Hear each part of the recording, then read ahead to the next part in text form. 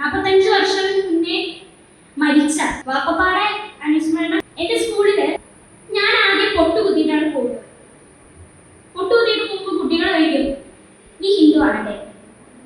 ഞാൻ പറയും, ഞാൻ ഹിന്ദു അല്ല. അപ്പൊ നീ മുസ്ലിമായി? അല്ല. ക്രിസ്ത്യനായി? അല്ല. ഞാൻ മനുഷ്യനാണ്.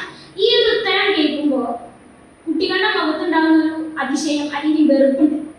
അല്ലെങ്കിൽ ഇവിടെ എന്താ ഇങ്ങനെ ഈ ചിന്താഗതിയാണ് ഇവർക്ക്.